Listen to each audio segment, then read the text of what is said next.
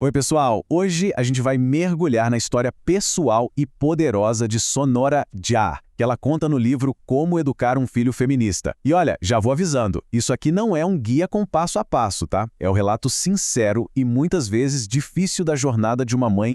Bom, vamos começar pelo ponto de partida, que é forte. A motivação da autora não veio de uma teoria, de um livro, veio de um lugar muito mais profundo, o medo. Um medo real, baseado nas experiências dela de que o filho repetisse um ciclo de violência e dor. Ou seja, a coisa toda nasce de uma urgência em proteger. Tá, e como esse medo todo virou uma atitude prática? O primeiro passo foi entender a fundo o problema. E a partir daí, ela tomou uma decisão bem radical. Em vez de só tentar proteger o filho do mundo, ela decidiu construir um mundo completamente novo para ele. Um ecossistema diferente. E o que ela queria evitar a todo custo? Era isso aqui, a masculinidade tóxica. É super importante a gente entender esse conceito porque ele é tipo o fantasma que assombra a história inteira. A autora não queria um filho que acreditasse que ser homem é sinônimo de engolir o choro, ser agressivo e dominar todo mundo.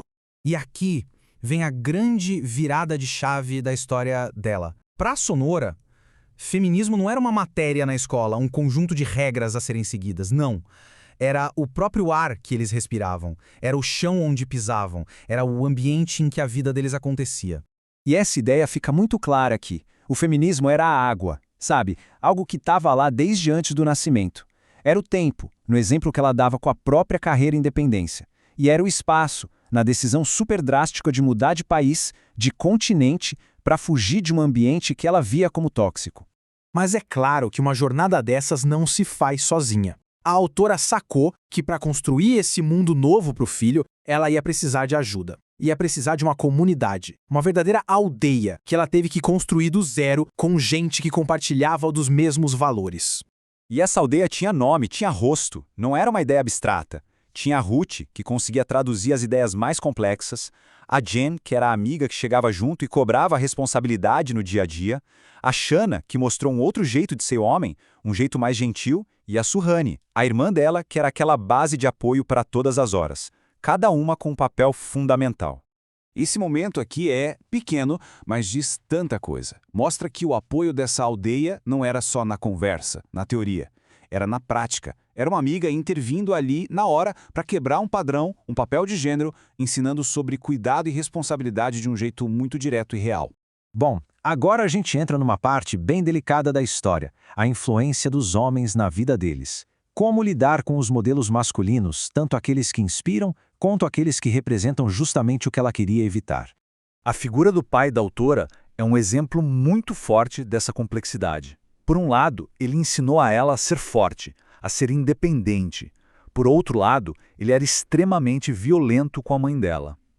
Essa dualidade, essa contradição tão dolorosa, foi o que alimentou muito do desejo dela de criar algo completamente diferente para o filho. E o desafio não parava na própria história dela. Ela também teve que lidar com a influência do pai do Gibran, que era um homem emocionalmente distante.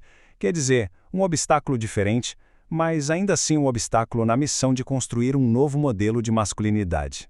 Agora, vamos falar de uma das partes mais humanas dessa jornada, a dúvida. Sabe aquele medo que toda mãe, todo pai carrega lá no fundo? O medo de errar, de não ser o suficiente, de falhar com a pessoa que a gente mais ama no mundo? Pois é. A autora abre o coração e compartilha as inseguranças dela de um jeito muito corajoso. Ela se pergunta se foi um bom exemplo de relacionamento, se foi certo afastar o filho da família e do país de origem, se focou demais na carreira. É essa vulnerabilidade que faz a história dela ser tão real. Então, depois dessa luta toda, desse medo, dessa autocrítica, qual foi o resultado? Como é que essa criação tão intencional começou a aparecer na pessoa que o filho dela se tornou? Que tal esse depoimento? Vindo de um amigo de infância, isso tem um peso gigantesco. Não é a mãe coruja falando, é um amigo observando. Ele descreve um cara que não só não se sente ameaçado pela inteligência de uma mulher, como ele se sente atraído por isso. E aqui está um ponto fundamental. A medida real do sucesso dessa criação não é uma lista de coisas que ele faz ou não faz. É como ele se relaciona com as pessoas, como os amigos o enxergam, as escolhas que ele faz. É um reflexo que vem de fora para dentro. E essa é a definição de sucesso da própria autora. Não se trata de ser perfeito, de nunca errar. Se trata de usar a voz e o privilégio que a sociedade dá a um homem, não para falar mais alto, mas para ser um verdadeiro aliado de quem não tem a mesma voz. No fim das contas, a mensagem principal vai além de qualquer ideologia. O grande objetivo dessa jornada de mãe não era criar um militante perfeito, mas sim nutrir um ser humano capaz de amar de verdade, de uma forma ampla e genuína. E talvez tudo se resuma a isso. Uma frase simples, mas com uma profundidade enorme, que ressignifica tudo. Não se trata de uma guerra, mas de um ato de construção, um ato de amor. E é com essa reflexão que a jornada da Sonora Já nos deixa. A ideia não é dar uma resposta pronta, mas sim nos inspirar a fazer a pergunta: que tipo de amor, que tipo de respeito, que tipo de humanidade a gente está cultivando para a próxima geração? Fica aí a questão para a gente pensar.